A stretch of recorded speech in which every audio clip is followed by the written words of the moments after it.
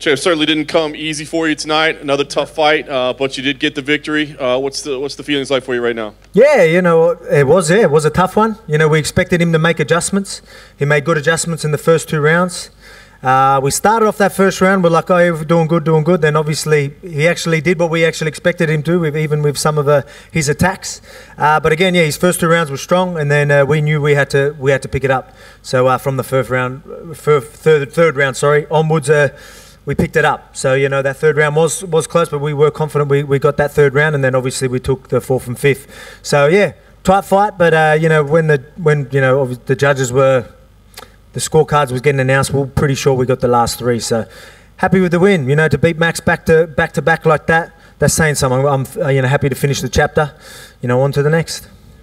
You said those 2 opening rounds, man. He looked maybe as good as he ever has. What's going through your head at that point? Because I mean, he was having a lot of success, looked incredibly relaxed, and it looked like it might be a long night. Yeah, it was. Yeah, even for me, I was like just way too relaxed, to be quite honest. And he was making good adjustments, and was hard for me to pull the trigger and things like that. But I mean, yeah, there was things that we had to work on, and then luckily my corner were talking to me, and he did things that we sort of expected him to do it, but it just took me a while till the 3rd round to actually start getting things moving. So I don't know what that was. Whether it was no crowd or whatever it was like, wake up, get punched in the face so you can wake up a little bit.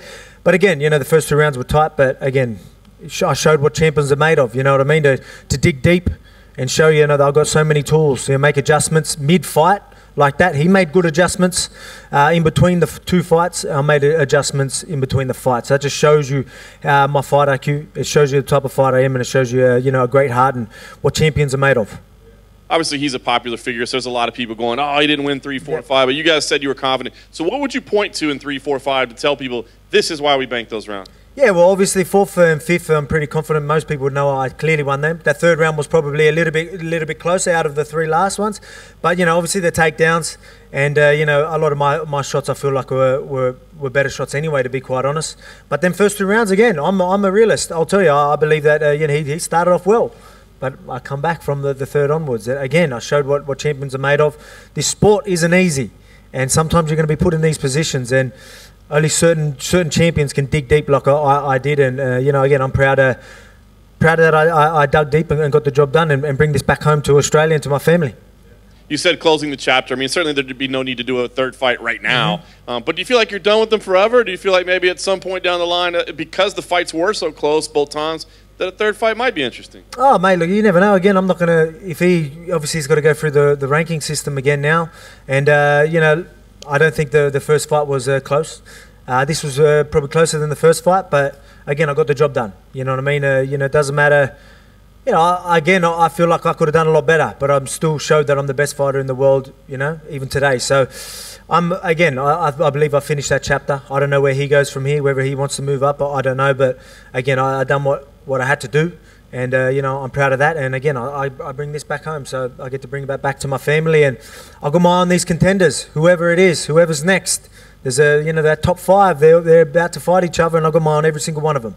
Nice. Last thing for me, I mean, you said you'll take on anybody, I guess. Is there a schedule? I mean, I'm sure you want to go home and enjoy your family a little bit. But how do you see things moving forward? I guess you're kind of tied to when you can fight because of this whole COVID situation. But what do you think the plan is for Well, we're back to full contact training back home, which is good. So now I can have, real camps and, I can travel and do that as well. So I want to fight at the end of the year. Obviously get a real camp in. I'm not making excuses. No one had a real camp really.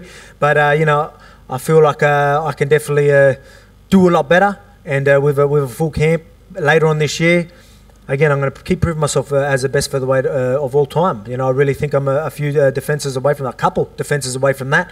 I'm the best featherweight in the world right now, but I want to be GOAT. And, you need title defenses to do that, and you need #1 contenders to do that. So I've got my eye on every single one of them. Hopefully we can see who's that #1 contender before the year's out. Alex, in the first fight, you felt you won comfortably. Was there any doubt in your mind when the judges were reading out the scorecards tonight?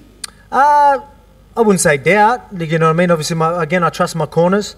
They were saying that it's up to that 3rd round. That 3rd round was close. We think you've done enough, but we'll see. You know what I mean? So they're realists. They're going to tell me how it is. So I knew we had to see how it goes. I was pretty confident that I did enough in that 3rd round, and the judges thought so as well. So again, this is a crazy sport. For you to come back from, being down and, not being able to get yourself going and then waking yourself up and being like, come on, you got a belt, you got to bring this belt back to your family. It shows you what type of a champion you are and shows you the heart, determination, and that's what it's all about. You know what I mean? I'm all about that. I'm all about that hard work. I'm all about determination, good morals, values, and all that type of stuff. And, I got to show that tonight. So, I'm proud of that. Do you think the slow start could be because of the time you had to fight? Mate, it was, again, I don't want to make excuses. That's not the type of person I am, but there was a few things. There was a few things that were a bit off, and I felt it. I definitely felt the changes. Getting woken up last night for USADA wasn't a great start. I don't know what was the go with that, but yeah, playing with my sleep fight night was pretty rude, I thought. But I mean, again, I'm not going to make excuses. What time did they wake you up? Well, I wanted to sleep because obviously we have to be up. I was getting up at like 2:30, 3 o'clock. That's what I want to do. So I've been sleeping at like 7. So I was at 9, 10 o'clock. 10 o'clock. They decided to come and wake me up to do a USADA test. So I don't know what happened with that. Again, I'm not making excuses, but I mean, anyway. But again, there was a few things that I wasn't really happy with. But shins, my right shin was still sore from my last fight as well. So, so I had to get over that. I couldn't use the legs as much as I'd like. So it was hard to break his rhythm early. And, he adjusted to that pretty quick. But then I had to start using them anyway. So it hurt. But again, we got the job done. I'm not going to make excuses. That's what hard work's all about. True champions are going to find a way to win. That's what I did. He clipped you early on. How rocked were you? Yeah, I'll be honest. Yeah, I went down. Even this exact kick that he done, we were training for. In backstage, we're like, watch this. He got a spinning back kick, got me there. I think I thought that was coming, and he got me high. So I was on the back foot. I'll be honest, I was never rocked. I got straight back up. I was aware the whole time. I was never hurt. But I mean, hey, it doesn't matter. He landed that clean, and good on him. But again, I was never really hurt in that. That's why I got up straight away and was ready to go. But again, it doesn't look good. You know what I mean? So I thought I was doing pretty good on that round before that first round until he caught me with that. So that would have persuaded people's eyes for sure. But again, I gave him the first 2 rounds and I took the last 3. Last one from me. You said you were expecting him to make changes for this fight. What exactly did you expect him to change, and what did he actually change? Yeah, we didn't think he was going to be on the back foot as much. We didn't think he was going to try and make me miss so much, and so we thought he was going to stand it and then probably be a little bit heavier on them front legs to check kicks and whatnot. So we had to make adjustments mid-fight. So again, I couldn't really use my legs as much as I'd like, but I had to still keep him guessing. I had to still make him think I was going to use that and then fire after it, and just make him react how I wanted. So again, there was changes that had to happen, and it wasn't easy with banged out legs, but again, that's what champions do. We're gonna find ways, and no excuses. We always find there's plenty of tools. I got elbows, I got hands, I got wrestling, and I had to use all tools to get the job tonight. And again, that just shows you how well-rounded I am. Did you notice that every time you kicked him, he would kick you back immediately? Yep. Do you think that was so he would override? Yeah. Again, it was just like, all right, I don't want him getting these points. You know what I mean? Maybe he's thinking of it that way. But again, him doing these things, him checking kicks, him doing that, he's still reacting to what I want. You know what I mean? I had to capitalize that. The last 3 rounds, I started capitalizing on that. The first 2, I didn't really. Again, I was a bit scared to use the kicks and then follow up. And again, he done a couple of things that, obviously throwing knees up in there made me hesitate a little bit until we figured him out in the last 3. I made the adjustments and then started picking the jabs and picking the shots and the takedowns. Thank you. Congratulations on the title defense, champ. Yep. The Schmo got text messages, voice messages from Henry Cejudo. Okay, quoting him, he's calling it theft, and he's challenging you, telling you to bend the knee. I know you want #1 contenders, featherweight division. Does that fight entice you at all with him? Man, let's be realistic. Well, fighting him again, he's done great things in his divisions. I've got nothing but respect for the man, but at the same time, me fighting him ain't helping my legacy. I've got #1 contenders, I told you. If I want to be the GOAT, I've got to take out #1 contenders. If someone's going to cut in front of the line, like Cejudo, pay me the money and maybe we can make it happen. You've got to make it worthwhile for me because I want that GOAT status. Taking Henry Cejudo doesn't really help that. I believe people are going to know I'm expected to win that. No disrespect to him, but this is a whole different league up here with these big boys. So, and I'll show that if that fight was to ever happen, I'll show him this ain't his division. And again, that's what people are going to know if I take him out in my division. You utilized the wrestling in this match, the Hickman wrestling. What makes Max Holloway so difficult to take down and stay there to the ground? Yeah, he's just got good takedown defense. But I mean, because he made adjustments with other things, you know, again, I don't want to give too much away, but you know, he was standing his ground with checking the kicks and not taking the backward step, so left openings for other things. You know what I mean? So again, it just shows you how diverse I am, and you know, if one thing doesn't work, I'll find another. It took me a couple of rounds, but 3, 4, and 5, I did it. So that just shows you what. Again, I sound like a broken record. That's what champions are made of.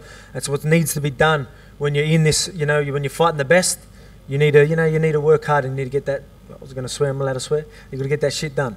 Pretty loaded featherweight division at the top. On Wednesday. You got Calvin Kattar, you got Dan Ige. Are you looking at someone who's active or someone like a Zabit? Who in this division really has your eye right now as this thing plays out for your next challenger? Like I said, I've got all of them. They're all like seems like they're all in the same boat. One big win, everyone's screaming their name. I guarantee whoever gets the biggest win, everyone's just going to be barking their name at me saying that's the fight to make, that's number one contender. And then I'm going to be like, let's do it. Any one of them, whoever looks the best, whoever people think's my hardest number one contender, whoever's the toughest fight for me, bring it on. I'll show you I'm the best featherweight in the world, and that's how you get that GOAT status. Defenses against the best. That's how it's always been. You know what I mean? That's what martial arts is all about. It was a ranking system for a reason, and I want them number one contenders. Whoever people think can beat me, I'll take him out and show you I'm the best in the world.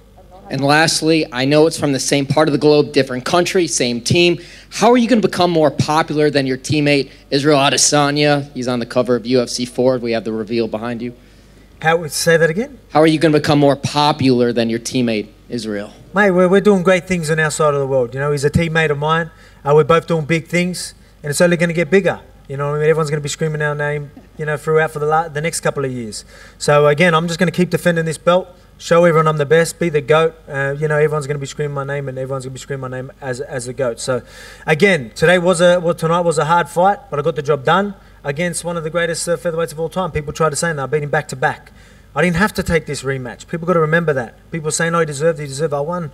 Again, I've got respect for Max, but I won 5 rounds to nothing. I believe that was pretty clear-cut win. Again, it was still reasonably competitive, but I won. But again, I knew people would want to see a rematch. There was no one else in the division.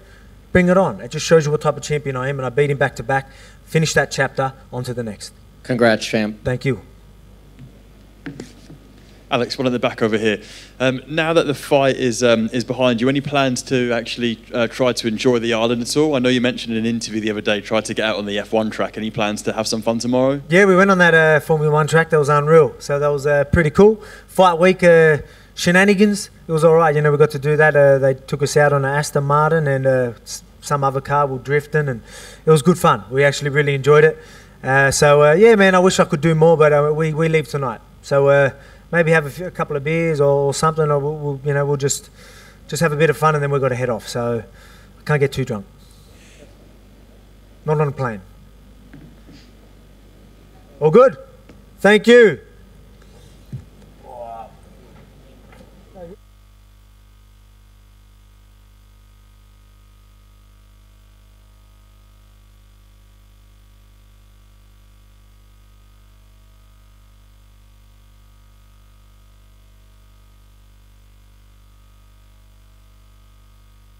Appreciate them for doing their job, but dang. Could have got you this morning on the way to the arena. I didn't know. My coach was like, "Hey, send it to me." I wake up and he's like, "USADA's here." I'm like, "Now?" How do I put this?